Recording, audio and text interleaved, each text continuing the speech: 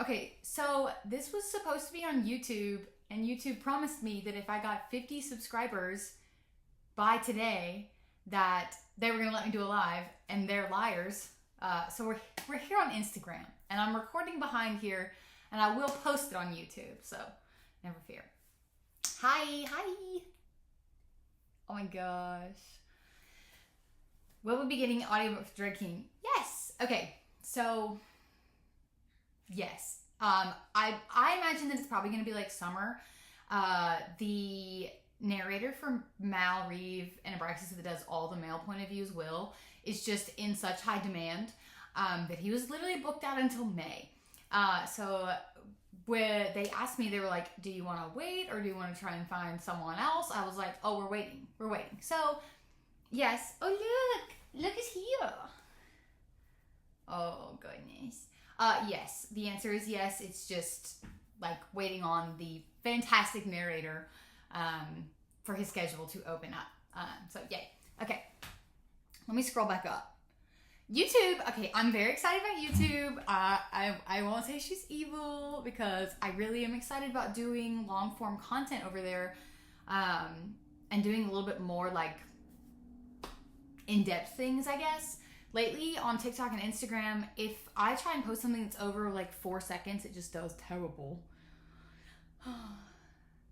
Newest book out is, well, full novel is Dread King that came out in November, but I did a novella. Hold on.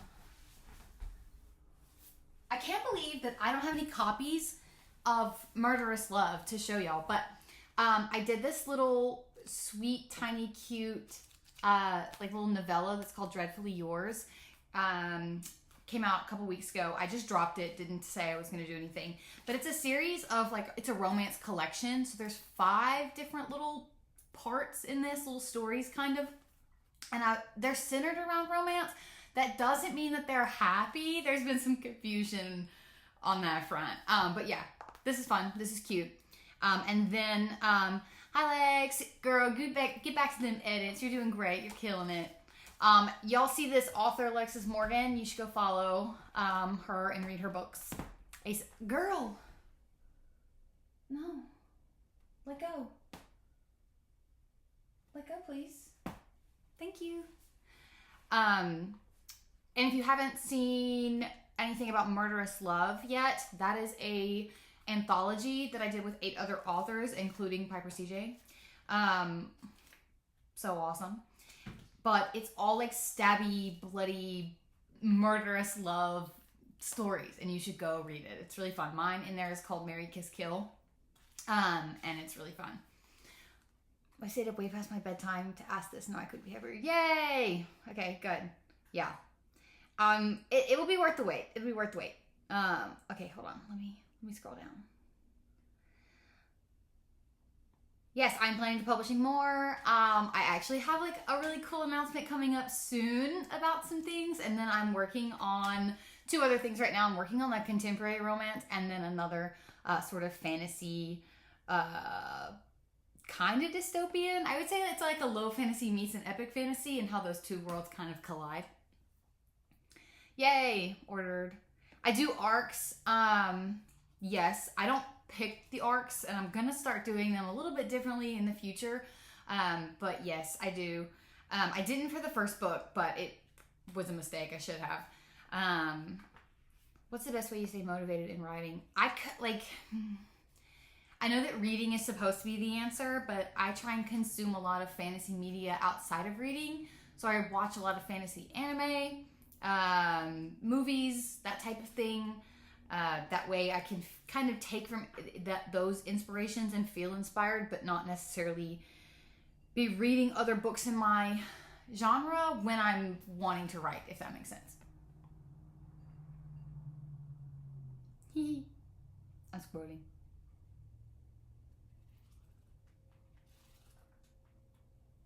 Oh, midterms. Yeah, it's like spring break. I'm gonna grab my phone and do some of the questions that were on the stories. I know the audiobook was one of the questions that was on the stories. I'm so excited about it. I'm really excited about it because I honestly purposefully wrote a lot of the POV at the end from Mal so that Will would narrate it. Okay. Let's see.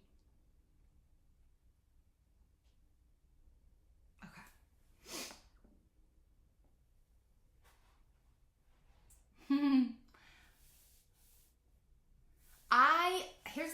I don't know if you've seen the hardback. This is the proof version of it. It's huge. Like, I wanted it to be, and it's hardback, and I freaking love it.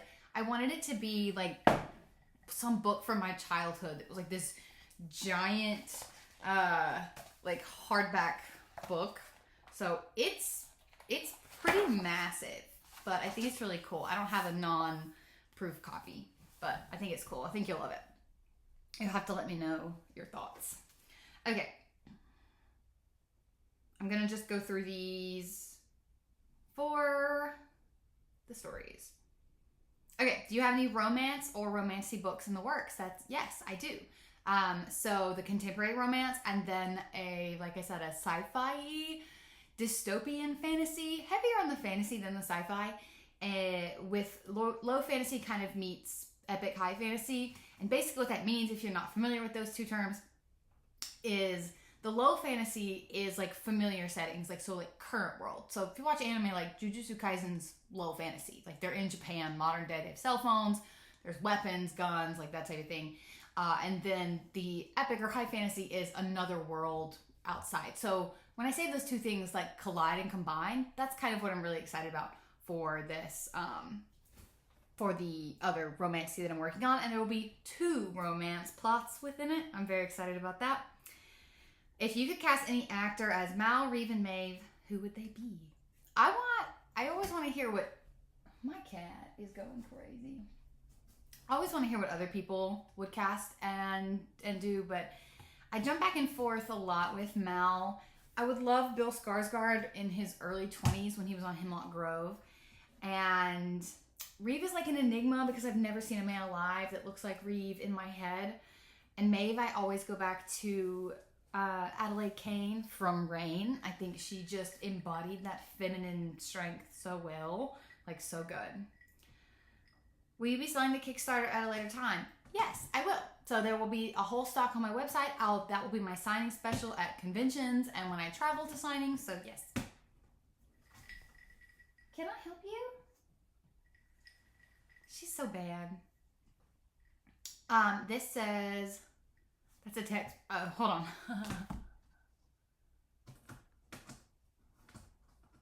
Yeah, literally. Okay. It says, what are your writing habits like? They're terrible. I should be more disciplined. I will go hard at something for 2 weeks, 3 weeks, and then maybe produce nothing for a month straight. But that's just kind of how it goes.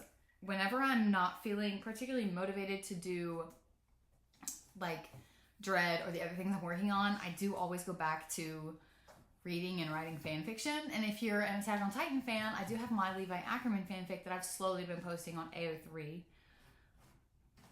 My friend Heather said, how'd you get so cool? You're so sweet.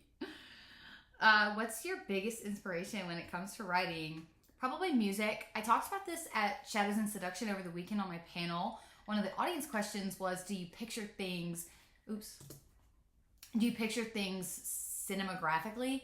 And I was like, yes, totally. That's an immediate yes for me. I honestly sometimes picture things in like trailer format with a song. So it's definitely music, and it's weird because for the stuff I write, like I'll listen to anything from My Chemical Romance to, you know, Tchaikovsky, and it all works. It all fits within the like story that's brewing in my head. So music is 100% a major inspiration when it comes to scenes, even funny scenes, spicy scenes, battle scenes, all that. What was your writing process for the Dread series? I think each book was very, very different. The first book, there was no process. I should have done better. I don't know what I did then. I think it was like, sometimes I think I blacked out and was like there's a book. Does anybody like it? And so I should have done more editing and fine tuning of that story. I just had no idea if anything was even going to happen from Dread Descendant.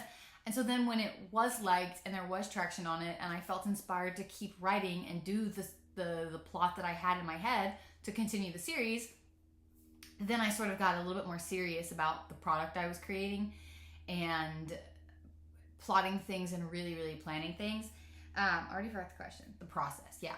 So for Dread Prince, I plotted the entire thing out on a giant board with sticky notes posted. Dread King, I did not. For some reason, Dread King just came so easily. I set a deadline for myself last summer and then pretty much start to finish did everything. I will say I already had probably 60% of the book already done before I even finished Dread Prince. So like majority of Dread King got written before Dread Prince ever got written. So yeah. Oh my goodness, any chance you'll do a rewrite of Dread Descendant? That's so funny that you would say that. I don't know why that's funny. I can't say anything right now. I don't know.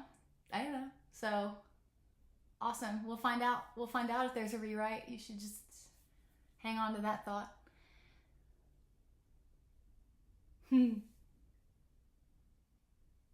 Let me think if there's... Okay, so even a story that happened before Dread Descendant. There is a lost memory of Maeve's in the Dreadfully Yours story that is from before where Dread Descendant starts when they're at Valcor. And it's probably one of my favorite. Although there's 7 people on this live that I just dropped that like little bit of a hint to about a rewrite. So yeah, this has a cute little scene that I'm obsessed with. It's one of my favorite Maeve and Mouse scenes I've ever written. That is like a lost memory of hers that's prior to when they sort of became frenemies in Dread Descendant and all that happened. So yeah, you should read that one. And then I think that's the only one in there that's like in the past before the first book, I think. Pretty sure. Okay, let me go pull this up.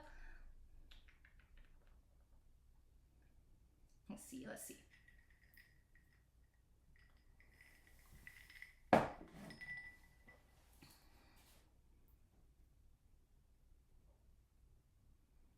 I'm gonna push through these. In your future projects, would you continue writing fantasy or do you plan to switch genre? The contemporary romance that I'm working on now is no fantasy at all. And I think the only reason that I'm able to even write it is because it's very early 2000s millennial scene kid, like band girl coded. And that was me. So I'm having a lot of fun with that. But I did at one point try and write like a Romeo and Juliet retelling, and I was so bored with myself writing it. And then I realized there was no fantasy, and that's why I was bored. So I don't know. I think it takes a really special story for me to not have fantasy in it, because for some reason fantasy or a fantastical element is my driving force for consuming most media. So let's see.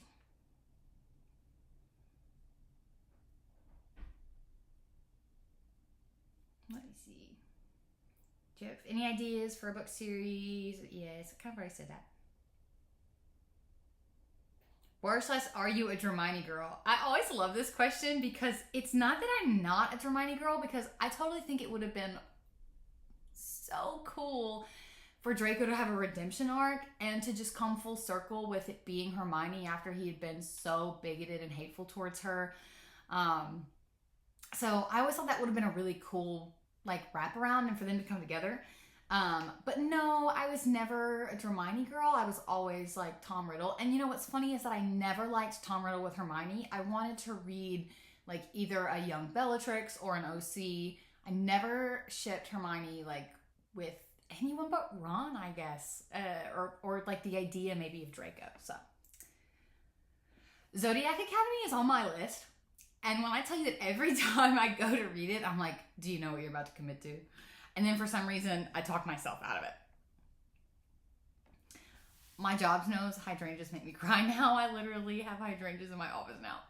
Y'all, the fact that I get like tags or comments on like videos and pictures of hydrangeas from y'all makes me so happy, because those flowers were like mine and my mom's favorite before she passed, obviously. So in case I've never said that, like the reason that those hydrangeas are so important is because of that. And so the fact that y'all look at hydrangeas and like feel something the way I feel something is a very beautiful connection that I do not take for granted. I do have a street team. At this point, I should read your shopping list. I do have a street team. I think if you message me, I'll send you the link. I think it's still open, but I just took the link off, so we didn't have like an influx right now, so that we could just do it later. But send me a message and I'll send it to you, or I'll check with my PA and we'll open it back up. Because I'm gonna do another round of street team applications anyway, for the next little thing that's happening. So I would read your shopping list. My shopping list is in my notes, and no, you'd be like, this girl needs to be institutionalized. Oh no, I lost the questions. Hold on. There we go. Let's see.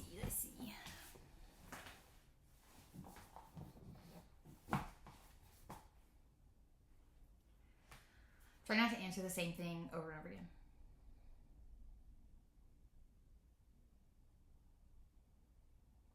What advice would you give someone who wants to write a book? You inspire me so much. Just do it. Do it. You're only just going to get better the more you write. So even if it's just a little scene of dialogue, or like I said, if you're just picturing this thing in movie format, write out those things.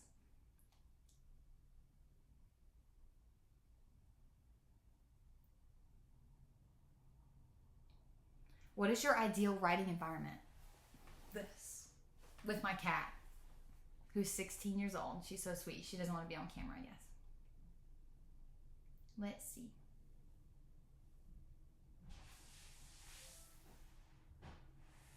Why did my live end? What? My live video. She said she didn't want to be live anymore. I guess my connection's bad.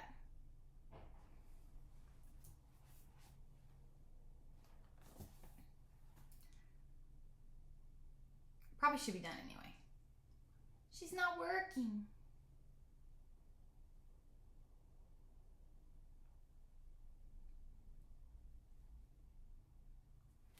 Oh well.